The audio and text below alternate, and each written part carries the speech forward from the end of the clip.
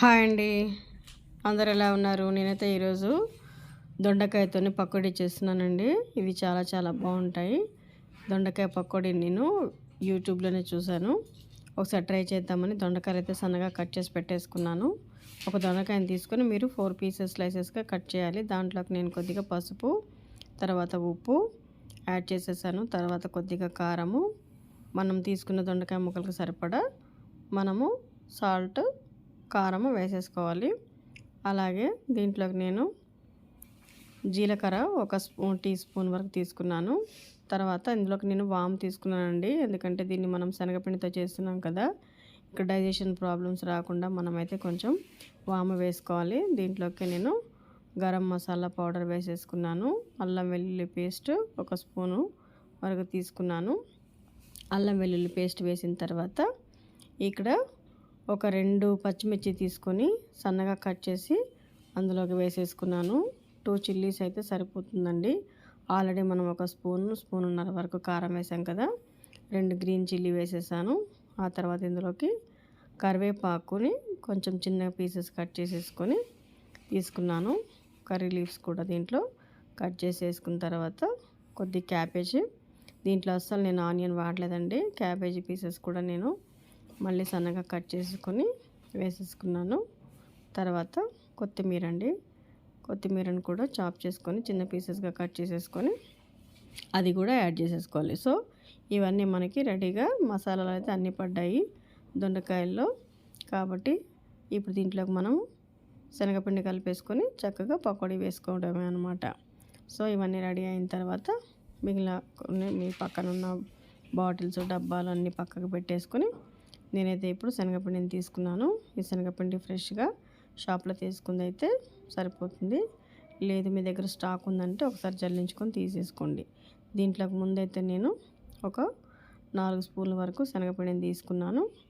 4 స్పూన్లు వేసిన తర్వాత కలుపుకొని చూసి అంతకి సరిపోకపోతే అప్పుడు మళ్ళీ మనం ఇంకొంచెం యాడ్ చేసేసుకోవచ్చని నేనైతే ఇక్కడ శనగపిండిని చక్కగా ముక్కలన్నిటికీ పట్టేటట్టుగా కలుపుతున్నాను. ఇక్కడైతే వాటర్ యాడ్ చేయలేదండి. ముందు అయితే ముక్కలకు అంటే దొండకాయ ముక్కల్లో ఉన్న వాటర్తోనే మనకి సరిపోయేటట్టుగా కలుపుకోవాలి. లేదు సరిపోదు అంతా డ్రైగా వస్తుంది అనుకున్నప్పుడు మాత్రమే కొద్దిగా లిటిల్ వాటర్ యాడ్ చేయాలన్నమాట. ఇప్పుడైతే ప్రస్తుతానికి నాకు ముక్కలకి శనగపిండి ఎత్తగా సరిపోయినట్టు ఏమి అనిపించలేదు. సో కొద్దిగా ఫస్ట్ వాటర్ పోసి ఒక చుక్క కలిపాను. ఆ తర్వాత ఇంకొంచెం శనగపిండి వేసాను. ముక్కలు ఎక్కువగా ఉన్నాయి కాబట్టి ఇంకొక 4 స్పూన్స్ అయితే నాకు శనగపిండి పట్టిందండి. ఇంకో 4 స్పూన్స్ శనగపిండి వేసేసుకొని మళ్ళీ ఒకసారి నేను కలుపుకున్నాను. ఇప్పుడు మాత్రం కొద్దిగా వాటర్ వేసేసుకున్నాను. వాటర్ వేసి శనగపిండి మొత్తం కలిసేటట్టుగా ముక్కలకి కలిపేసి పెట్టుకొని ఇవన్నీ కలిపి పక్కన పెట్టుకున్న తర్వాత స్టవ్ వెలిగించుకొని ఒక ప్యాన్ పెట్టుకొని దాంట్లో డీప్ ఫ్రైకి సరిపడా ఆయిల్ అయితే పోసేసి పెట్టుకోవాలండి. ఈ మసాలాలు ముక్కలకి చక్కగా ఉప్పు కారం అంతా పట్టి అలాగే శనగపిండి కూడా చక్కగా కలిసిపోయి ఉంటుంది కదా, దీన్ని మనం ఇప్పుడు డీప్ ఫ్రై చేసేసుకుంటే సరిపోతుంది. దీనికోసం అయితే మనం ప్యాన్ లాంటిది తీసుకోవాలి. కొద్దిగా లోతున్న కడాయి లాంటిది తీసుకుంటే సరిపోతుంది. దాంట్లో అయితే చక్కగా వేయించుకోవచ్చు అనమాట. ముందైతే కడాయి పెట్టుకొని దాంట్లో సరిపడా ఆయిల్ పెట్టుకొని స్టవ్ అయితే ఎక్కించి పెట్టుకోవాలి. ఆయిల్ కాగే అంత టైం వరకు మాత్రమే దీన్ని పైకి ఎక్కించి పెట్టుకోవాలండి, అంటే హైలో పెట్టుకోవాలి. ఆ తర్వాత మీడియంలోకి మార్చేసి మనం ఈ దొండకాయల్ని కొద్దిగా తక్కువ మంట మీద కాల్చుకోవాలన్నమాట. మరి హైలో పెట్టారనుకోండి పైన ఉన్న శనగపిండి మొత్తం మాడిపోతుంది, లోపల ఉన్న దొండకాయ అనేది మనకి ఉడకదనమాట. అలా కాకుండా మనకి చక్కగా ఫ్రై అవ్వాలి అంటే మీడియంలో పెట్టేసుకొని లో నుంచి మీడియంలోకి అడ్జస్ట్ చేసుకుంటూ ఈ దొండకాయని చక్కగా కాల్చుకోవాలన్నమాట. 2 వైపులా కాల్చుకోండి. మనము తీసుకున్న దొండకాయలకి సరిపడా ఒక 4 సార్లు 3 సార్లు ఎన్నిసార్లు అయితే అన్నిసార్లు అలా క్వాంటిటీని చూసుకొని ఆయిల్లో వేసేసుకోవాలంటే మొత్తం ఒకేసారి వేసినా కూడా అది వేగదు. కాబట్టి ఇలా మనం కొద్దిగా తీసేసుకొని దీన్ని మాత్రం చక్కగా ఫ్రై చేసుకుందాం.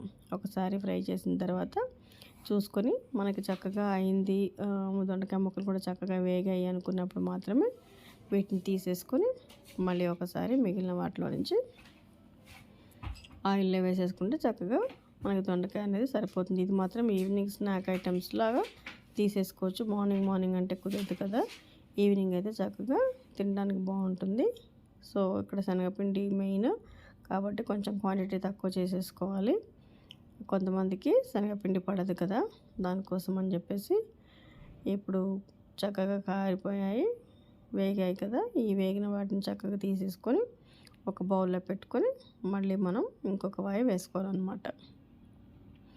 ఇలా మొత్తం కూడా చక్కగా ఆయిల్లో వేసుకొని వేయించుకుంటే చక్కగా మనకు దొండకాయ పకోడీ అనేది రెడీ అయిపోతుంది. దొండకాయ పకోడీ, వంకాయ పకోడీ, బెండకాయ పకోడీ, ఇలా వెరైటీస్ అప్పుడప్పుడు చేసుకుంటూ ఉంటే రెగ్యులర్ కర్రీస్ కాకుండా, రెగ్యులర్గా తినే ఐటమ్స్ కాకుండా ఇవి అప్పుడప్పుడు చక్కగా స్నాక్ ఐటమ్ లాగానో లేదంటే కర్రీస్లో ఫ్రై కర్రీస్ లాగానో తీసేసుకుని దీని పక్కన కొంచెం రసం పెట్టుకున్నాం అనుకోండి, ఇది కూడా కర్రీ ఐటెం లాగా అయిపోతుందన్నమాట. సో నాకైతే దొండకాయ ఫ్రై ఇలా వచ్చిందనమాట. దొండకాయ శనగపిండి అంటే దొండకాయ పకోడీ అనమాట. వంకాయ పకోడీ కూడా చూసాం కదా, వంకాయ పకోడీ కూడా చాలా బాగుంటుంది. అలాగే ఇక్కడ దొండకాయలు, దీంట్లో అయితే మనము బజ్జీలు వేసినట్టు దొండకాయలని మొత్తము శనగపిండిలో ముంచి అలా వేసుకోకూడదండి. ముందు కట్ చేసుకున్న దొండకాయల్లోనే శనగపిండి కావాల్సినంత వేసుకొని కలుపుకొని అప్పుడు మాత్రమే మనం ఈ దొండకాయ పకోడీని ఇలా చేసుకుంటే దొండకాయలు కూడా చక్కగా ఫ్రై అవుతాయి అన్నమాట. ఇలాగే రకరకాల వంటలు కూడా మనం చేసుకోవచ్చు. స్నాక్ ఐటమ్స్ లాగా లేదా కర్రీస్ లాగా చేసుకొని చక్కగా మన పిల్లలకి వెరైటీ ఫుడ్ని పెట్టచ్చు అనమాట. ఇదైతే నాకు చాలా బాగా వచ్చింది. మీరు కూడా ఒకసారి ట్రై చేయండి. మీకు ఎలా వచ్చిందో ఒకసారి నాకు కామెంట్ సెక్షన్లో కామెంట్ చేయండి, లైక్ చేయండి. మీకు ఈ వీడియో నచ్చినట్టయితే సబ్స్క్రైబ్ చేయండి. Thank you for watching.